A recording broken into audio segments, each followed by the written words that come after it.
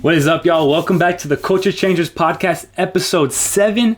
I got my boy Rob here, Rob Carrillo. Extremely excited to record this episode because, bro, we've been talking about this for a long time. Basically since the jump, we were talking about, bro, we got to get on a podcast together. We got to get on a podcast here. Because obviously we have a lot of these conversations, you know, just behind closed doors, whether it's at work, whether you'd be here, whether we'd be working out, whatever it is. So I'm just very excited for, bro, just the world to hear your knowledge. I don't think a lot of people know, and if they don't know, they're gonna know now. So I'm very, very excited. But to kick it off, bro, like always, first of all, if you don't know Rob, I'm gonna throw his Instagram in the description here, and I hope that you get some good insight from him. I know you will, and if you do, you know, just share it with a friend. Now, I always like to start, just give a little introduction. You know what you do, how old you are, just a little background about you, real quick. Well, first off, thank you for that. I appreciate it. You're one of my close homies, and I really respect you, and I admire what you've been doing, and I admire that you got this started. Thank you, brother. Yeah, I just want to say thank you. Course, bro. It's pretty dope. It's pretty dope what's going on, and I'm thankful to be here. But thankful to have you on, bro. Thank you. But he said, my name's Rob, and I'm studying right now. I'm technically in my 4th year of school. I'm also studying real estate on the side. We'll see how that goes. I'm pretty hyped about that. It's been pretty fun so far. Barely getting like the feet wet with that, but I start school back in the summer, and I work with him at Jamba. Yes, sir. The Jamba Boys, and yeah, just living it. Yes, sir. Now, bro, I've only known you for like a year. If anything, like a year and a couple months. But it feels like I've known you for much, much longer. That's the first thing I want to say. But also, when I first met you, you were clearly not like completely lost. You know, you had your head, it wasn't completely up your ass, right? You kind of knew what you were doing, but also you knew that there were some disciplines that you just kind of let slide, you know? And we would talk so much about like discipline, mindset, habits, all this stuff, right? But then you also had a long period of time in the beginning, probably the first 4 or 5 months I knew you, where you would apply it for a week, not apply it for another week, right? Whatever that is. But I want you to talk about what flipped the switch, and why do you think in the beginning you were so like, you know, saying you were doing it but not following through with it? I think part of that is truthfully not fully believing in a certain process. And I think that I can apply that to both my process with the gym. I can apply that to how my process was when I played baseball. I played baseball pretty much all through my life up until my first year of college. That was my last year. And I think I would have made more progress in certain things in my life at certain phases if I didn't stop myself from fully applying myself and really going after it, because there were times where I got into grooves in life, especially with baseball several times, but I didn't take it serious enough, and I didn't really believe in what could come from it. And I ended up kind of just stopping. And that prevented me from being able to push myself to a distance that I can only even now just envision what could have happened. But I've been able to do that with different things in my life, and I feel like this year was kind of the start of that. And it's put me in a place where I appreciate things a lot more, and part of that appreciation is taking action. And taking action really has been kind of just the changing factor for me, especially these last few months. With just any decision in life, with small, big. I feel like I've just been trying my best to move with a lot more gratitude, and not just saying that I'm grateful for things, but actually taking action upon those things. And it's been special just to see, even on the slower, I guess you could say, reflecting on this past year so far, on the slower seasons, kind of small seasons. They haven't really been big seasons, but where, like I said, things have been slower, it still feels like I'm making a lot more progress than I've ever made. And it's pretty cool. 100%, bro. I can say that gratitude is definitely showed through action. And that's something we can 100% relate on. That's how we show it. And definitely I admire that about you, because you are one of the people, especially over the past 4 to 5 months, where I can relate to, in the sense that when our conscience tells us to do something, we follow through. And that, I mean, it's hard to find people like that. I think because a lot of people live in fear. Now, bro, you break down fear in such an amazing way. So I want you to talk a little bit about how you think fear controls a lot of our generation's lives, and maybe even relate to how it used to control your life and how you broke through it. Absolutely. So there's different ways that I can approach it, because I feel like I'm going to start with my own personal experiences, and I've had personal experiences of fear kind of just getting in the way for myself in several different ways. But I would say, obviously, like what we discussed right now with taking action, it's that fear of the unknown of what can happen. And I think also the fear of, what's interesting is it's the fear of burnout, that once you actually put in the work, which I've actually experienced, you don't really get burnt out if you're working fulfilling work. No, definitely not. And burnout, essentially, and this, I don't speak for everybody, but I speak for myself 100%. I've experienced burnout in my life when I'm not applying gratitude, and when I'm not living in a way that allows me to be, I guess you could say, fulfilled by what I'm doing, because there's fulfilling things that I've done that I haven't appreciated. Or let's say, for example, like, let's say I'm studying for something and I like what, obviously, like, I'm applied to what I'm studying. I somewhat like what I'm doing, but I'm not really grateful for it. I'm not really treating it if it is something that is fulfilling me. And sometimes there's things that genuinely haven't fulfilled me in my past that I stopped focusing on. But fulfillment isn't just something that calls you, it's also action that you take upon something that you end up finding fulfillment in it. Because I've noticed in my life, I mean, a year ago today, I would go to the gym once every like 3 months. And that was just like, I would literally like call up my brother and call up like certain friends or certain cousins, because it was such a like a once in a blue moon thing where like I wanted the whole, like, everybody to come with me and type stuff. But, you know, like, I lost my train of thought a little bit because it's a complex topic. But, you know, I think just moving, like I said, with gratitude, and that, gratitude is a big part of feeling fulfilled with something, because you could be doing something that can be fulfilling in your life, but if you don't apply gratitude to it, you can end up burning out in that way too, because it's essentially not gonna, I guess you could say the transaction process of doing something fulfilling, because you're doing something for yourself, but you're most often doing something for other people. And you, as you should be in any, honestly, in my opinion, in any field of work, if you're doing something for other people, there's nothing more fulfilling than that. Yep, service. And that is where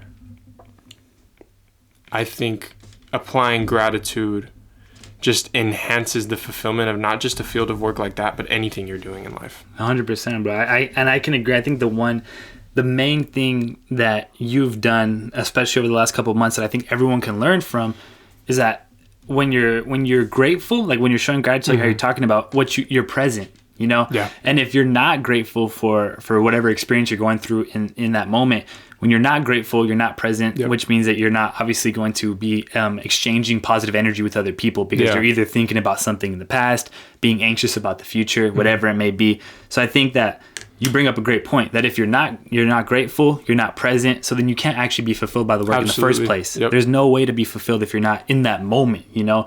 And seeing you and seeing like all the people around us learn how to be more present, you can just feel it with the energy. Oh, yeah, absolutely. And that's how you provide a good service. You know, that's how you get a good service. Yeah, bro, you know, like, I'm going to discuss something that, I don't know if you had questions for this, that we're going to get into it soon, but I know for sure, just from moving differently, I mean, I've moved differently in certain seasons of my life, but moving with gratitude and moving with a sense of finding the fulfillment in what I'm doing. There were a lot of nights, especially, honestly, just this whole year, there have been a lot of nights where I've gotten the least sleep I've ever gotten. And there's no question that there's certain instances where it's taken a toll on me in some ways, but I will say this much. I've had other seasons where my sleep wasn't so great either in certain times in my life, but I've never had more energy than I've had over the last few months. And that, to me, based on my experience, has come from moving with more gratitude and moving with more of a sense of urgency. Because I also know I've notoriously also been someone who doesn't move with a sense of urgency, and I think that has shown in certain previous things that have happened in my life. And I think for me, one of those biggest things is baseball. I think a lot of the lessons that I've learned that have helped me become who I am today, and I want to give you a lot of credit for helping me kind of find a lot of those things too and really bring them out. Of course. But also my experiences on my own with baseball, also reflecting on those things has brought out so much for me. Me too, bro. Because, essentially there were a lot of things that I didn't, and I kind of mentioned this earlier, I didn't take certain things seriously. And I had a busy schedule for a very long time in my life. Travel ball, high school ball.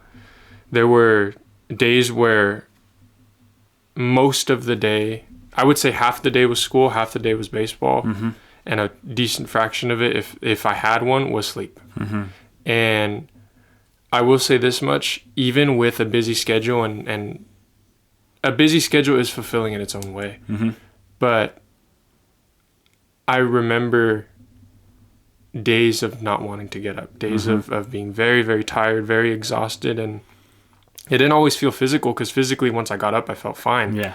And that's what tells me, reflecting on it now, that it was mental. Yes. It was very, very mental, because I know when you're in the right mental space, not only do you get up with energy, but you wake up with energy. And if you're not in the right mental space, once you get up, you kind of overcome that step.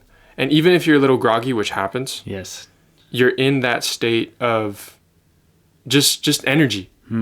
But waking up and having that sense of like I was saying, that sense of urgency, and with gratitude puts you in that place of you're already sparked up. Yes. You wake up sparked up. And sometimes, this isn't always the best emotion, but it's just, it comes with the process, is sometimes you're going to wake up a little pissed off. Yeah. Sometimes you're going to wake up a little pissed off. That's big for me. You're going to wake up a little like, damn, like I got stuff to do. Yeah. And that's, there's heavy things that come with moving with gratitude and moving with a sense of urgency, because you're taking the initiative to put things on your plate aside from what life already puts on your plate. Yes. And 100%. When you're in a place like that, if you're not moving in gratitude, you are going to fall off quicker than you even realize. And not just fall off quicker than you realize, but that period where you're no longer in that season of gratitude and fulfillment, it's going to go by like that. Yes. And I know that because I've had seasons like that. Me too. And I know that as the well. seasons of fulfillment, they go by fast too. But there's so much more.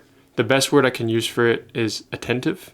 You feel more attentive, you feel more present, and you feel like the days are going on and you remember what's going on. There's days where the opposite of those seasons, when you lose that, days, it reminds me of COVID. Yeah. Because for me, during COVID, I had a lot of just the same days over and over again, because everything was from home, school was from home, a lot of video games, a lot of sleeping in, oversleeping, going to sleep late, waking up late, like just the same days. And it felt like it was probably about at least half a year that was going on.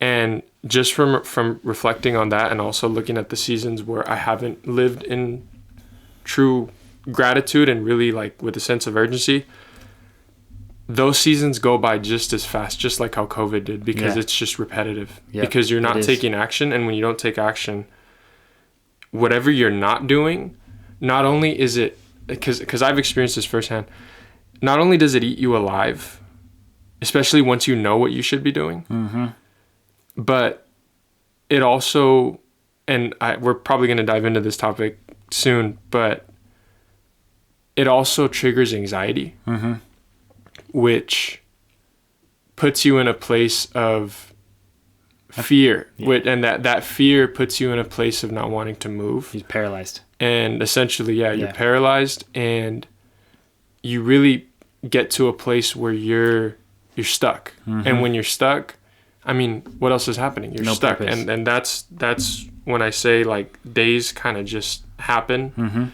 And what you might not realize, because the days just happen and they go by as they do, is your anxiety towards whatever you're not doing or whatever you're not listening to, whatever your conscience is telling you to do that you're not doing. It's slowly becoming bigger and bigger of anxiety. And based on my life, my experiences, I know other people's experiences are different, but this happened for me during COVID. That happened, and I got to a point where I know I was what they call depressed. And that was, my depression came, and it went fairly quickly once I realized what it was. But when it was building, when it was happening, it came from a constant lack of productivity, a constant lack of action, and a constant lack of living in gratitude, and just simply just I was essentially letting myself rot. And that's, I mean, from the outside looking in, if you're not in a place like that, you can quickly realize how depressing it is to live a life so repetitive like that. And that's a big lesson that I feel like I've applied to where I'm at right now. And even on the days where I get barely any sleep, even on the days where let's say I got just a busy day, and same thing, less sleep, and then I got something in the morning, like just one of those days where it's just like getting hit left and right. I still can get out of bed with that sense of like, I got stuff to do. And it's not a drag. It's not like, damn, I got stuff to do. It's let's go. Like, let's work. Let's get it. That's exactly, that's been one of the biggest differences in my life more recently. Yeah, absolutely. But there's a lot of things to unpack there. The first one, though, that I want to talk about is, it's not even, and this is not even like necessarily going to be a question or anything, but it's kind of pointing out the fact that you used to live these repetitive days that had no purpose to them. And I can 100% agree to that, or relate to that. Living these days that have no purpose to them. And the reason I actually just wanted to point that out real quick is because there's people today who are living a life that has no purpose. And I just had a conversation with April, and I literally was like, imagine this. You wake up, I don't know, 7, 8, 9 a.m. First thing you do, check social media, go back to sleep for 15 minutes, snooze the alarm, brush your teeth, shower, eat breakfast, go back on social media or watch YouTube or something, go to school or go to work, but you have a negative mindset towards the school and towards the work. So you learn nothing there. You're just extremely ungrateful while you're there. Then after school, after work, maybe you go to the gym. Hopefully you do. But even while you're at the gym, you're just thinking about the homework you have to do later, or the school that you just had, the argument you just had with a coworker. So you're not present in the gym. Then you go home. Then you watch Netflix, YouTube, HBO Max, whatever. Go to sleep. Repeat. There's people, and then, Friday, Saturday, Sunday come, party time. Let me forget about everything that just happened. Repeat. So there's people in our generation who are like literally are living in the system right now. And they don't have to. When we were in COVID, especially where like I was like 16 or 17, you were like 18, 19, however old you were, you kind of had to, because you didn't have that sense of freedom yet, since I was still under guidance of my parents. I was in high school. But now we don't have to do that anymore. But I think that's what COVID did to a lot of people. It made them imprisoned. It did. I know that firsthand because it did it to me. Yeah, and it makes them like, people are still living with the imprisoned mindset from COVID in 2024. And it's like, what the fuck? You can wake up. You can wake up is what I'm trying to say. But the one more thing that I did want to build on was talking about our mornings, because we don't sleep. we don't sleep much, and we've had multiple conversations about this. And I think the big thing, because I can relate on COVID when I would have nights where I would stay up super late playing video games. Like I was a big video game player. I would wake up, and I could have gotten 8 hours of sleep, but I would have been so groggy, so like out of it, that of course I wake up, like a drag. It takes me hours to get up and get moving and actually do stuff. And that was that system that we're talking about. And I think the main difference for me, and I think for you, you're talking about gratitude, and I think we can relate gratitude directly to purpose. And it's like, It's waking up with that self-talk, being like, I need to get up to get this work done for other people. That's Absolutely. I need to do this work because it will benefit this person or that group of people. And the way that you talk to yourself when you wake up is what I know. I know that you know it because you're able to get up in the morning. You talk to yourself in a positive way. And everyone listening, when you start to wake up earlier, because there's going to be a season in your life where you realize like, bro, I got to get my shit together and start waking up earlier. Absolutely. Take note of the way that you talk to yourself, because if you can master that, you're going to master the mornings. 100%. Right? And that was the bit. And then also waking up more pissed. We all need to wake up more pissed. Bro, we need to, but I think I would argue that we need to wake up more pissed, because I think people are so comfortable with where they're at, so passive with that. Yeah. If they were more pissed off at their current position, they would change. You know what I'm saying? So I think that's a big one. But that was, I don't want to take up too much of the time. But when it comes to, real quick, we're already talking about like gratitude. We're talking about perspective. We're talking about, these different things. But I want you to, if you couldn't pinpoint one of them, what do you think has been the biggest mindset or perspective shift that you've had over the past year that has just driven you to the next level? I think, truthfully, that no one's going to do it for me. I think that most of the things I did in my life for a very long time, I kind of had in the back of my head, if I fail at this, if I don't perform on the baseball field, if I don't perform in the classroom, I'll be all right. I'll be like I've thought of worst case scenarios, but and there's a part of this that I'm very thankful for. I thank my parents and my family for how supportive they've been of me throughout my life. But I will say one thing about that. There's a part of that I took the wrong way, in the sense that I felt at certain seasons in my life where I can get bailed out. Me too. And I don't even want to say as I've gotten older, because that feels like more of a coincidental aspect of it, because I feel like my maturity has grown more a little bit later. And I feel like over the course of my life, I've been able to discern certain things and express maturity at different ages. But more than ever, I've been able to apply certain things consciously, like in more recent times of my life. But I will say, learning that lesson of no one's going to do it for you, I feel like it's not necessarily something that I learned. It's something that I had to tell myself, because you already know.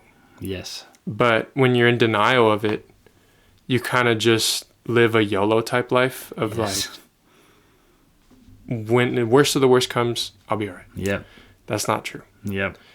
And I think really taking action with that mindset of, obviously the way I see it is, be grateful for every time someone is there for you. Be grateful for the support you get from your parents, your family, your girlfriend, boyfriend, whatever you got. Be grateful for every bit of support you get, but still take action as if no one's going to do it for you. Yep. Because when it comes to everything that you have in here, in your head, no one else can see that. Nope. Even the people that support you the most, they can't see that. And if only you can see your vision, because there's going to be times where even the visions that you have, if you bring it up to certain people that support you, or even just anyone, if you bring up those things, if they don't have that same exact vision, and most likely they won't. Yeah. So if you have a big one. They're not going to understand. Yep. And that's okay, because that's them. Yep. But don't let that prevent you from taking action upon what you envision. Yep. And like I said, I want to express this because I feel like it's a lesson that I've learned more recently, is maintain that gratitude and honor for the people that are there for you. But while doing that, still take action as if no one's going to do it for you. Yep. Because if you don't put pressure on yourself, any pressure that comes from outward sources, if you're conforming to that, most likely you're not going to find what you're doing fulfilling. Mm-hmm. So life already is going to put pressure, and I've learned that. Why not put pressure on yourself in an area that you should be putting pressure on yourself for? Whether that's self-development, whether that's your career, whether that's, in my opinion, it should be everything that leads towards progression. Yep, 100%. But I will say that's probably the biggest lesson I've learned over the last few months of my life is no one's going to do it for you. That's a powerful one, bro. That's a really powerful one that I hope everyone listens back on it and really understands and lives with. Because what you're so much more accountable now. Yeah. You're so much more accountable. And I think everyone, if you, especially like you're talking about, if you have a big vision, there's going to come a point in your life, not there's going to come a point, like it's already here, where you have to be accountable for your actions. You have to accountable for those like little daily habits that we just stack up and we've been doing for so long now that they're just habits, right? They're just habits.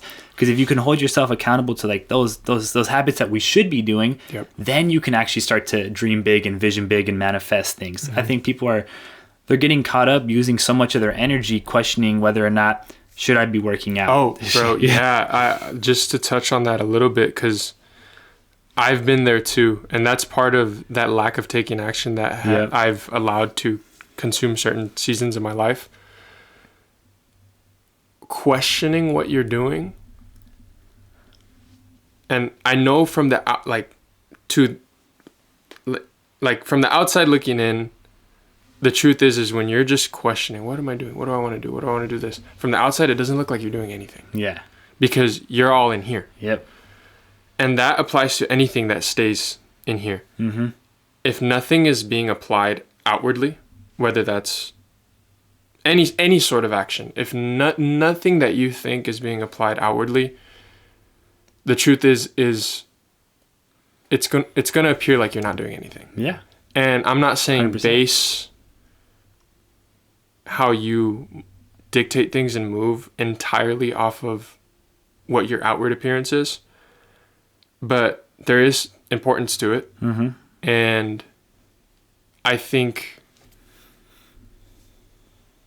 taking action when you're in a place of, lost my train of thought. Where was I? Like when you're in a place of, damn, I lost my train of thought. I think, okay, as I pick you up real quick, I think you'll be able to build on what I'm about to say. I think that if you're, now you mentioned, like, of course, what you're doing, like on the outside, like what other people see of you is not everything. Yeah.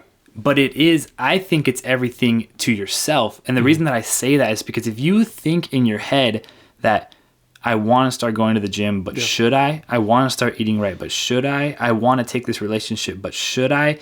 The fact that you're acknowledging that you want to do it and that you should do it, but then not following through, you are destroying your confidence, your trust, your respect. So I think that although from the out, like someone else looking at what you're doing, that's not like their opinion on it, and the way that they see you is not everything. Yeah. But your thoughts and your follow through is everything, because that's how you are going to define yourself. And that is the biggest thing that I think we've grown on over the past year, and everyone that we get to communicate with. The level of follow through is just so much higher and stronger that we're watching people build confidence, trust, respect right in front of our eyes. And that's what a lot of people are lacking. Yeah, absolutely. If you want to build on that. I think, and I feel like the reason why I have a perspective on a lot of the things we're talking about is not out of successes entirely, but out of response to failures that I've had. And, tying into that, I feel like following through is huge. 100%. It's huge because I know how it makes other people feel when I don't follow through, and I know how it makes me feel when someone else doesn't follow through. That is so, yeah. And it's powerful because I know that is something that, to some extent, even on the most minor extent, there is going to be a time where you're faced with something you don't want to follow through with. Mm-hmm. Or you're just like, whether it's naggy, whether it's just something you don't want to face, or something it's just not something that you feel is like an immediate yes or whatever. If it's, and I've learned this, and I want to kind of touch on this.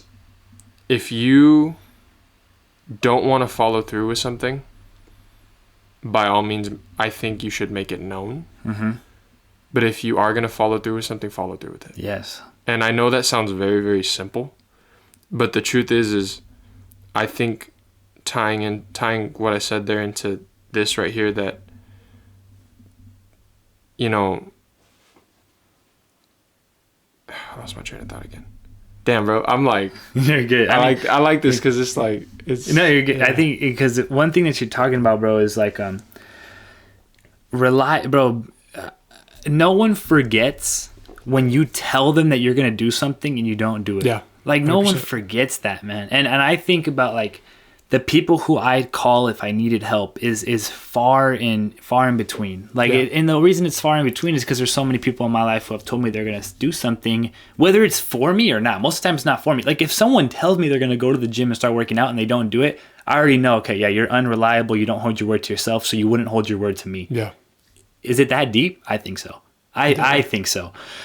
So, and I think that's what you're kind of building on. But I want to ask you a question, because I think your ability to think like words of wisdom, because of the studying that you do, is very impactful on, for example, a young man. Like, I think about a lot of the conversations that we've had and how we've talked about how we want to help the people younger than us and guide them in the right direction. We've had some very powerful conversations that we could talk hours about. But I want you to, if you can think of one piece of advice that you would give to a young man, I'm talking, let's say that they're in high school right now. Yep. Let's say that, or maybe they just graduated high school. And they're about getting ready to go into the more responsibilities, the real world per se, right? What is the one piece of advice that you would give them? You know, I think straight up I would tell them, you don't have to have everything figured out, but what you do have figured out, don't sleep on it. Mm-hmm. Take action, because you're most likely young. You just got out of high school. You're not going to know everything. Mm-mm. For as long as we live, there's things that we're not going to know. But what you do know, and what you do think about, what is on your mind, take action upon that, because there's going to be more things that build on that as you get older. Mm-hmm. And if you're not taking action in the present things that are calling you, those are going to be things that end up being left behind. And most likely, even if you're in a certain season of your life where you are taking action properly, those things that you didn't take action on a year ago, 2 years ago, 3 years ago, if that comes up, it's kind of going to bite you a little bit. Yes. Because yes. there are certain things that, let's say, and I'm going to go back all the way to like my sophomore year of high school. Mm-hmm. I wanted to start getting into lifting. Mm-hmm. Like, really get into good shape. I was always on the chubbier side as a kid, and even up to like early sophomore year, that's when I barely started losing weight and kind of getting into good shape. Mm-hmm. And that's when I started lifting, and I started taking it relatively serious. But my conscience at that time was calling me to take it a lot more seriously than I actually did. Yeah. And I know damn well, if I would have taken it as serious as I do now, at that time, you'd be jacked. I'm not saying I'm not saying things would be completely different. And I'm thankful for the times and the experiences I've had being given my own timeline. I'm thankful for how it's unfolded. How it's played out, of course. But I know things would have been different with that, for example. Or when I was playing baseball more in the bulk of when let's say schools are looking at you, or you're just in the bulk of a high school season and you get that calling to work harder. And you don't. Instead, you would rather maybe play some video games with the friends instead of go hit extra, or instead of hitting a second gym sesh to get some extra reps in or whatever it is, you're just chilling at home on your phone, or saying you're doing homework and you're not actually doing homework, which I did many, many times. Yep. You know, don't sleep on what is calling you, but also don't try to figure everything out yet necessarily, because it's not for you to just, in my opinion, I mean, this is from my personal experience. Part of life is learning about it and learning different lessons, learning different things, but there's a big factor in that people forget, and it's time. Time plays a big role in learning processes, because you can learn something in 5 seconds, or it could take 5 years to learn a certain lesson, or more or less. Absolutely. But like, for example, I have a younger brother who's in his junior year, and I think a reason why I was able to come up with an answer pretty quick is because I've had certain conversations with him about these things. Yeah.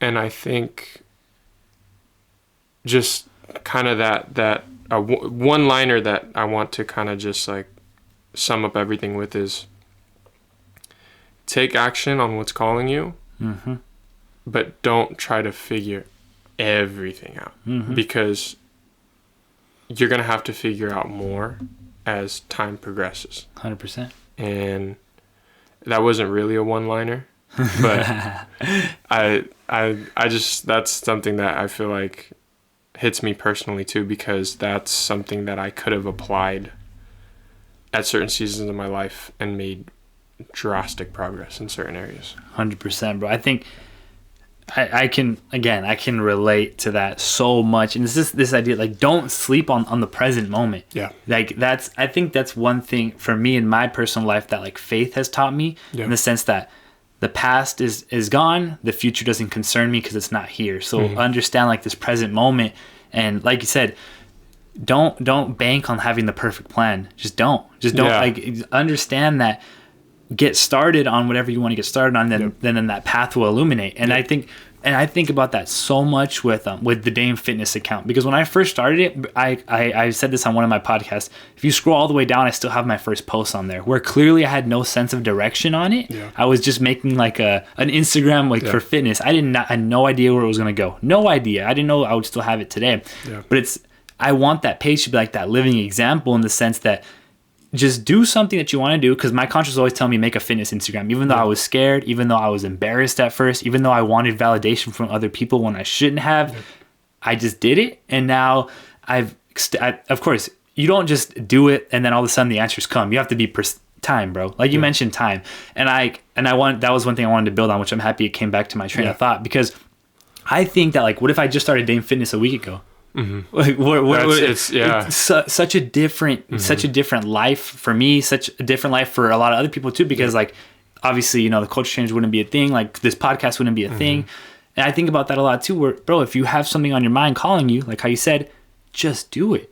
Just do it, and trust the process, trust faith that everything will play out the way it's supposed to. Absolutely. And I'm so glad, because that was my next question, and I want to talk about faith, because you've had such a massive impact on my life, with that part of my life. Such a massive impact. I've texted you that personally, and I really do mean that. And I want you to talk about, what role has faith played in your life? Take the stage. The truth is, man, that's the biggest thing that has played a role in my life. All through my childhood, I knew who God was, and I had like my routine little prayers that like my mom told me about, and I would just do those, and I never really had a personal connection. I just kind of knew that God existed. And then I got into high school, and I went to Catholic high school, and I started getting introduced to more Bible reading, more prayers, and a little bit more of an intimate connection with the Word, with God, with prayer, with certain things like that. And even then, though, when I feel like I was kind of getting closer to God like in high school, for example, I didn't really take it as serious. And I think that's just a matter of being distracted. It was a matter of being distracted, and you know, I think as I got into like my senior year was when I started taking things more seriously with prayer, and I started getting more personal, started being more open with God with my prayers. And even then though, I think the switch really flipped for me during COVID, because, and I'm very, very thankful for this, is that when I was in my seasons of just struggling to understand what was going on, I mean, obviously from my side, I wasn't taking action properly, and there were a lot of things that I just wasn't really applying myself to live fulfilling in any way. And I think what kind of helped me through that was really starting to get into scripture more. And I know this isn't a traditional way of getting into it, but for me, I would open up Instagram a lot, and little by little, as I started interacting more with certain posts of scripture, certain preacher like reels and stuff, more started popping up. And I started listening to them more and more. And that's kind of, I'm very, very thankful for this, that Instagram, which could have been a tool for nothing but like comparison to what people were doing and stuff, a lot of it was faith type posts and preachers just preaching, dude. And I would repost a lot of those things, and I had a lot of close people in my life swipe up on my story and be like, thank you for this. Like, it's nice to know that you're like, you believe in God so firmly and you do this. And the truth is, like, and I've said this from the beginning, because I'm thankful I understood this early, is the praise isn't for me. And there's been times in my life where I've been given credit for something that was God. It wasn't me. Yep. And I want to express this firmly. God's the messenger. God is the truth. All right, let me rephrase that. God has the words and the truth. You're the messenger. I'm just the messenger. Yep. And that's something I know we've talked about before. And, you know, that's something I've always tried to make very, very clear, because I'm in no way looking for any praise for living out faith as I do, or reposting the things that I repost, or trying to help someone else like that, or whatever it is. That is, I'm trying to give God the stage when I can, because I know that the truth is he doesn't always get the stage. Yeah. And if I can present that stage Especially for in our him, society now. if I can present that stage for him, why not? And that's like, there's many different things that have applied to my life when it comes to my relationship with God, but I think a lot of my gratitude comes from a lot of what I know about what he's done for me. And, you know, the truth is tying what he's done for me directly correlates to the word. And reading the Bible, you know, and I haven't read the Bible front to back. I know verses, but I like, there's times where like I know a verse, but I don't know what part of the book it's from, or certain things. I'm not locked on like knowing like specifics of certain things, but I will say this much, is everything I do know about the Bible and a lot of the promises that God mentions in the Bible, if you honor him as he calls you to do so, those promises happen. And I'm not, you shouldn't do it for the promises, you should do it out of honor for what he's done. But those things do happen too. Yep.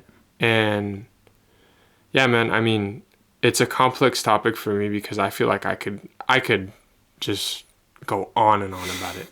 But like the biggest thing to sum it all up is it's a very big part of my life, and I feel like one of my biggest missions is to bring other people to him. Yep. And not for me, for them. Because yes, I'm not to be praised for what I do for God.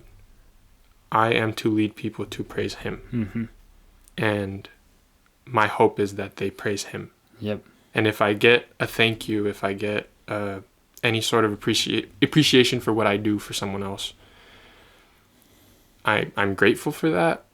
But I always give the credit to God, because it is him that placed me in that place or put the words in my mouth. It's just the truth. Mm-hmm. If I do something good, I know that God has allowed me to do that, so I'm going to give him the praise for it. And mm-hmm. that's kind of part of like the big part of how I take action in relation to that. But yeah, faith is a big part of my life, and it most likely, I mean, it always will be. Yeah, it's ingrained in there for sure. Definitely, bro. And like I said, watching the way that you carry yourself and the way that you live that life has inspired me tenfold, has inspired me so much. And something that I post a lot, that I've been posting before I even understood this stuff, before I met you, and now it really means a lot more to me. But I post it all the time when I say, like, I'm an offering. Yeah. And we talk about that, like, we're an offering, and we are just like servants of the message. Yep. And I say that all the time on my Instagram. I don't think people understand what it means. Like what I really, because when I say that, it comes from a very deep place, because it's the life, being an offering is not it's not an easy life to be. Yeah. It's not easy. Like, truthfully, it's not easy, because you sacrifice a lot, like a whole lot. But I think that the sacrifices, and I want to let me know if you agree with this. I think that the reason that you have to make sacrifices if you're going to be an offering is because, for example, you have to sacrifice eating bad because you have to be in good shape.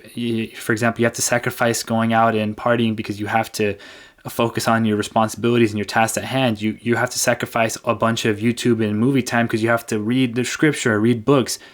I think that the reason that you have to do that as an offering, and the reason that God calls you to do that if you're an offering, is because people will only listen to you if you do have your physical shape in line, if you have your mental shape in line.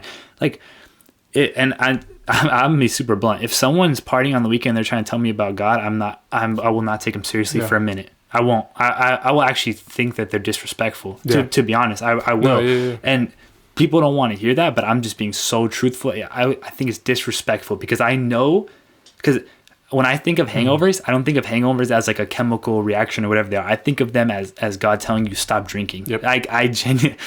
And sure, give me the science behind it. I don't give a shit. I believe what I believe. I think it's a call from your conscience, right?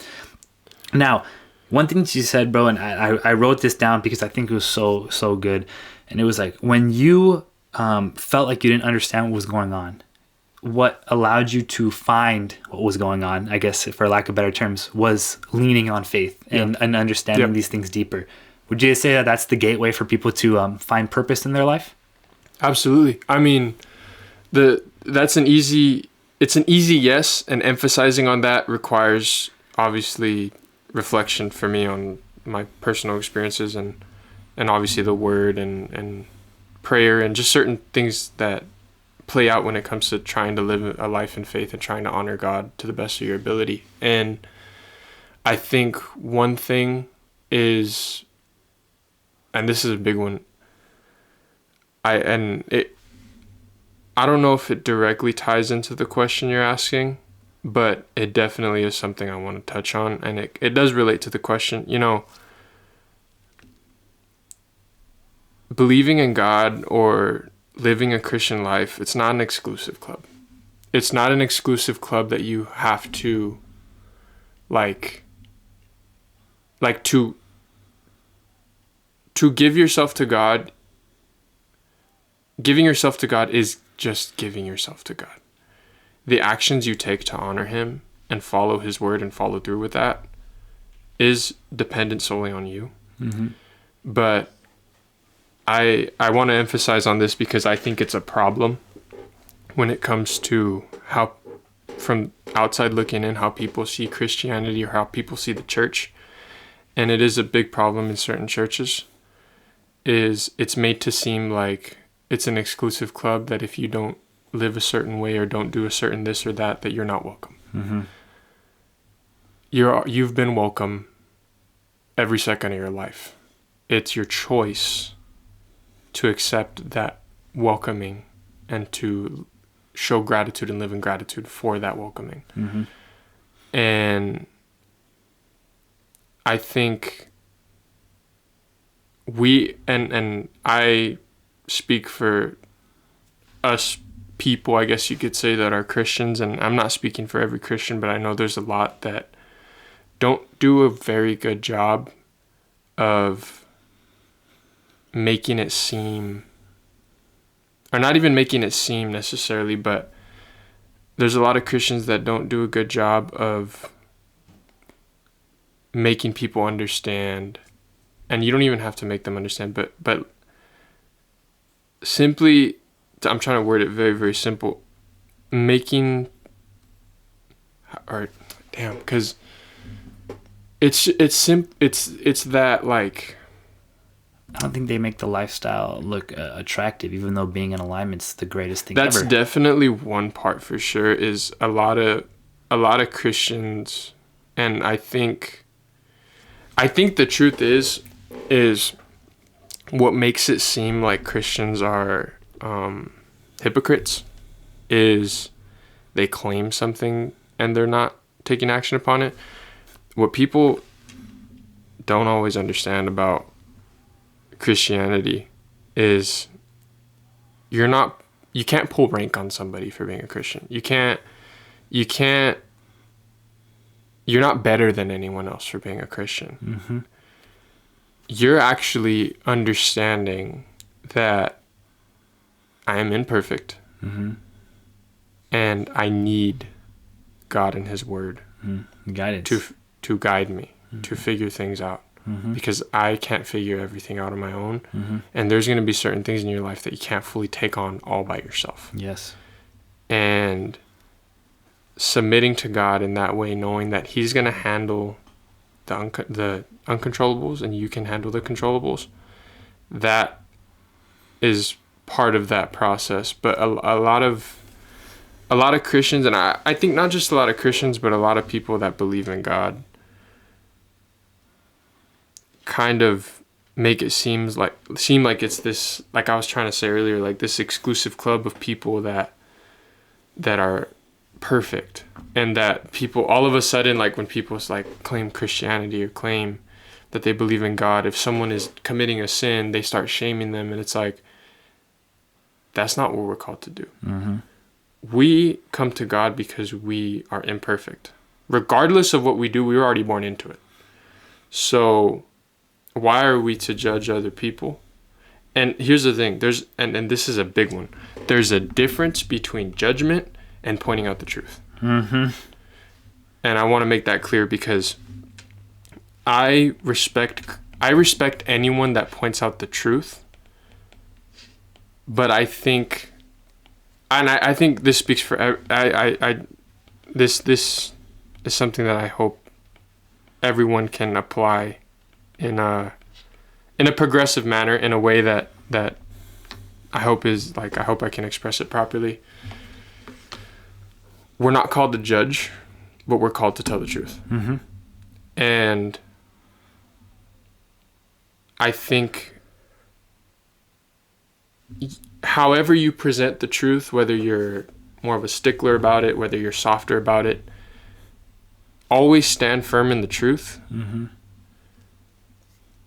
But try to leave out judgment, because mm-hmm. there's no room for it when it comes to really trying to pierce someone in the heart of like something that they might be doing wrong or something like that, because it's easy to judge. That's one thing too. And I feel like one thing I've learned too is, if something is so easy that it just like let's say, for example, judging someone's easy, mm-hmm.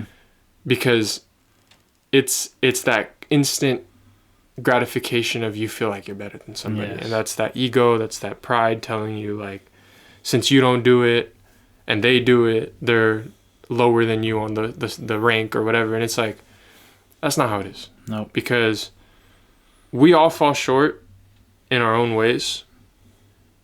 We have to acknowledge that and humble ourselves, knowing that we fall short. But kind of tying into the pretty much everything we've talked about, even though we all fall short, that doesn't mean we're worthless. That doesn't mean we just stop and not care about life because we're not perfect. Your goal shouldn't be to be perfect, nor you're not going to achieve it. No. Your goal should be to constantly become better. Yeah, progress. With every decision, every step you take, everything you do should be aimed towards some sort of progression. Mm-hmm. And I think that's success, bro. Yeah, like absolutely. that's how I would personally define success, is like that constant pursuit to live up to your human potential. Yeah. And I think one thing that you talk about is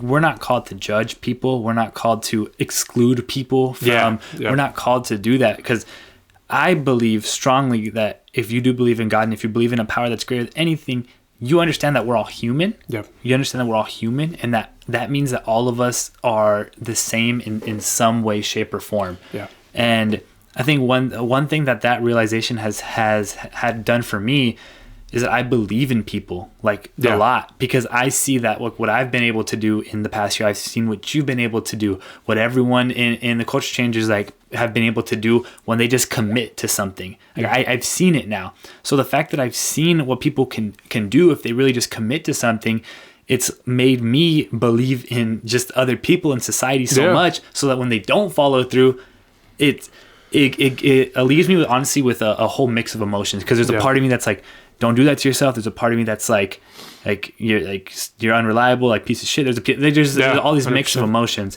But I want to ask you just one question that I think is very, very important and powerful, and it's that, where do you think society will be if it continues to move away from God like it has been?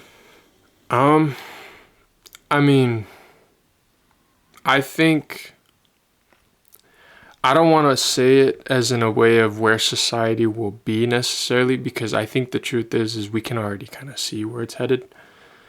But I think it's just, the simplest way to put it is,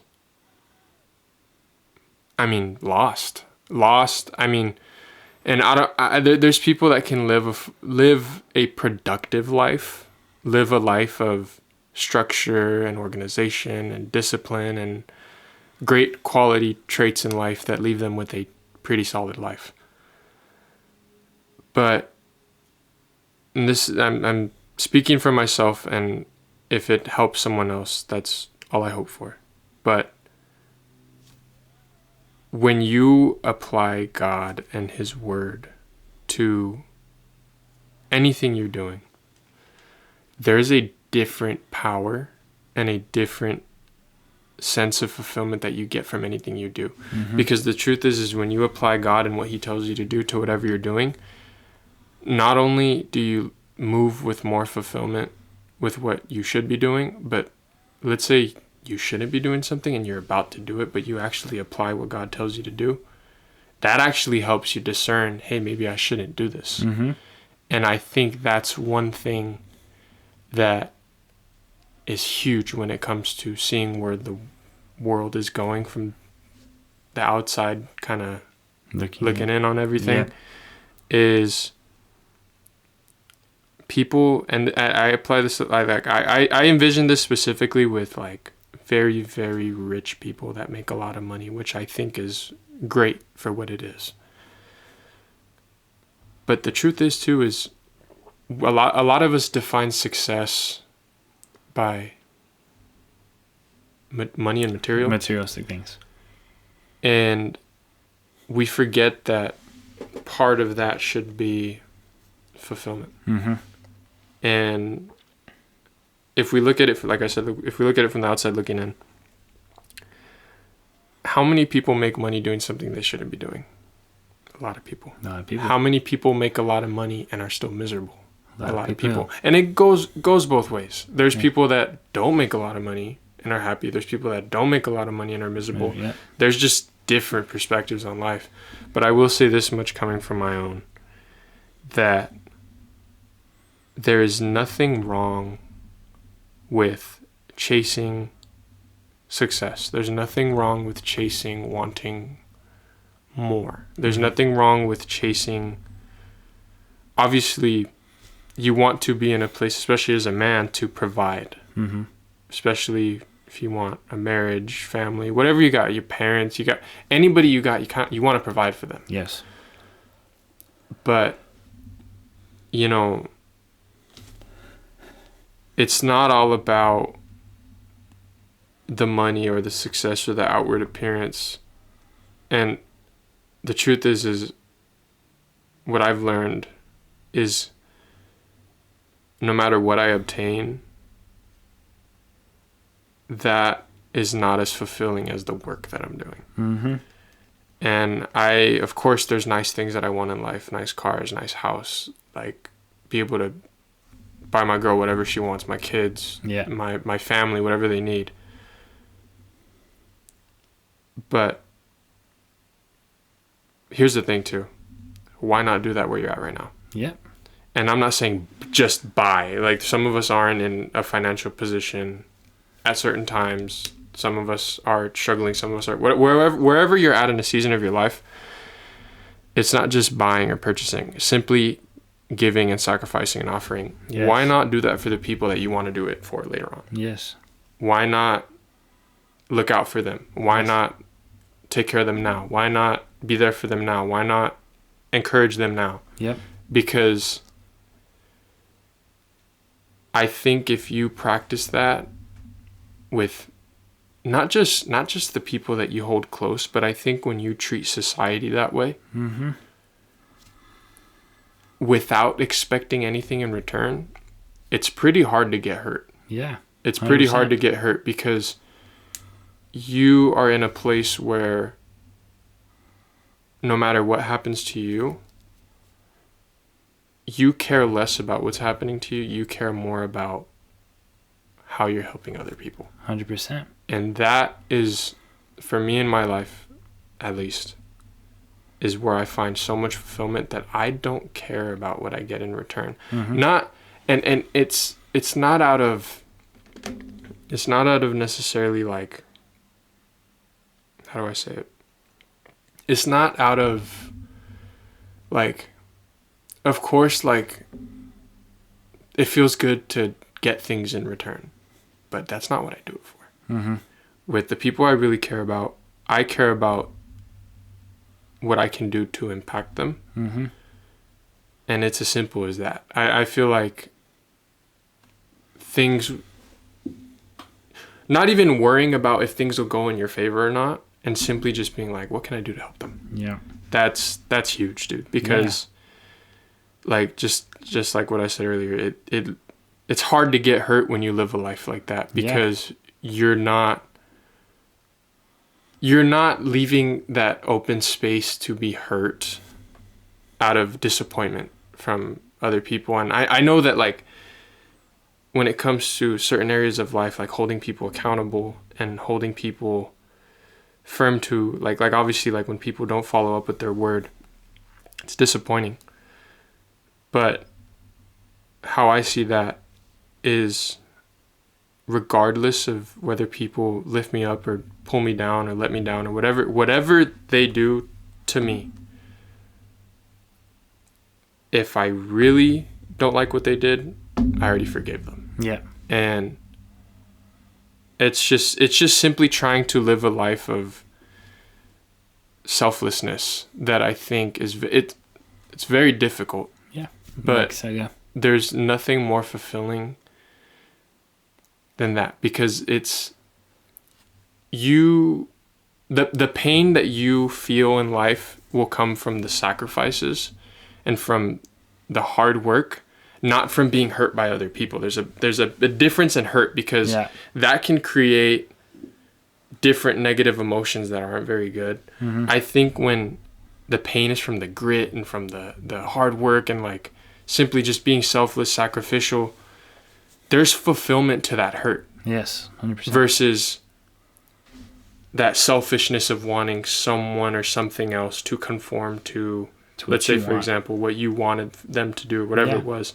There's different emotions that come out of, like, let's say you want vengeance, you want like, you like it. There's a lot of negativity that becomes almost animosity versus 100% driven struggle that just keeps you in that place of like gratitude. Keep really. going. Yep, Yeah. gratitude. It's It heavy gratitude. It all heavy ties back to our initial topic, and I think it's so important, bro, for people to, because it's so important for people to not be so conditional and circumstantial. Yeah. It's like, only when things are going my way, that's when I'll provide for other people. That's when I'll ask how other people are doing. That's when I'll care. Like, if you condition yourself to be circumstantial, conditional, only when I feel good, I'm going to do the work. Only when I get enough sleep, I'm going to do the work. That's the biggest one.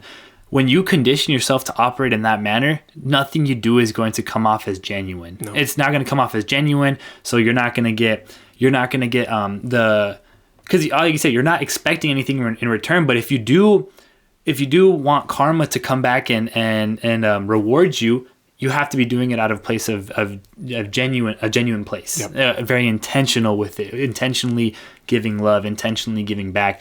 And I think everyone out here is so, like I said, circumstantial and conditional in the sense that, okay, if I feel like doing the work, I'll do the work. If I feel like I can provide for someone else, I'll provide for someone else. Mm-hmm. When you only do it when you feel like it, and guess what? No one's going to do it for you. Ever. Yeah, absolutely. No one ever is going to do it for you.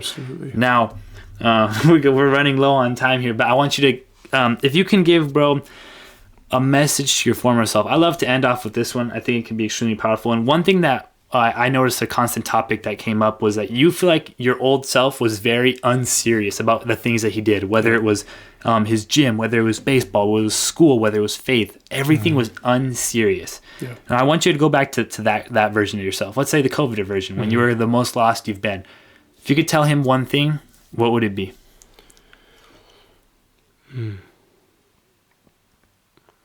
I mean, the truth is, I would write him an essay of a ton of things that I would tell him, but I think truthfully,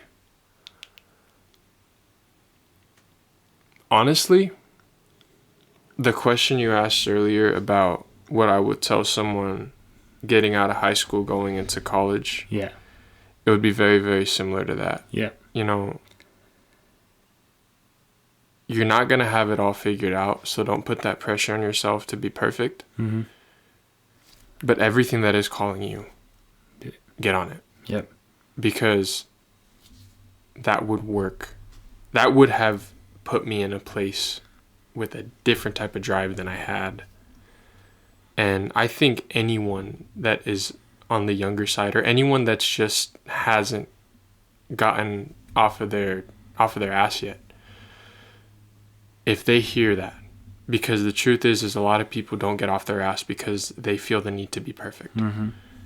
But when you understand that that's not the goal, but you should take action on what is calling you and still be productive, that puts you in that place of like, I don't need to be perfect to hit the gym. Mm-hmm. My form doesn't need to be perfect to hit my first rep.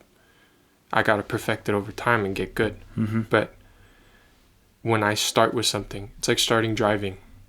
Scary. Yeah. But it becomes muscle memory at a certain point. And that's just from repetition and from practice and actually taking action upon what you got to do. Yeah. And that applies to anything that requires taking action. You'll get better with time. Yep.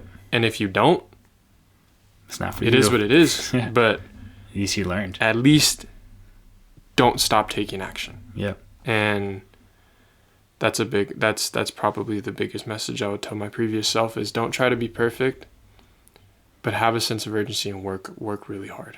Work really hard on what you got.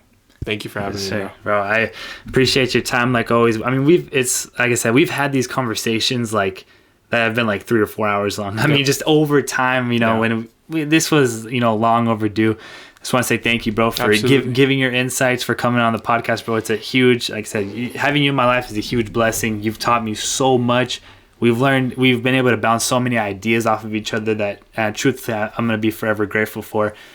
And with all that being said, I hope you guys enjoyed this episode of the Culture Changers podcast. We went a little bit long. I started the timer a little bit late. And funny enough, we got to go to work actually together right now. But I hope you guys enjoyed the podcast. Like I said, if you didn't know Rob, now you know.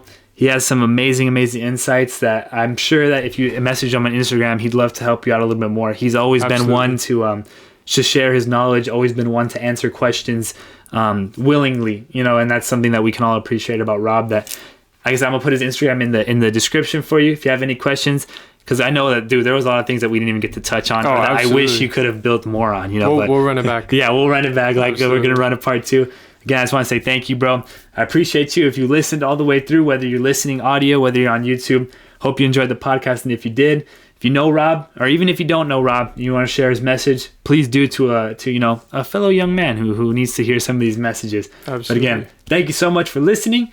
And I'll catch you guys on the next episode of the Culture Changers podcast. Later. Thank you, guys.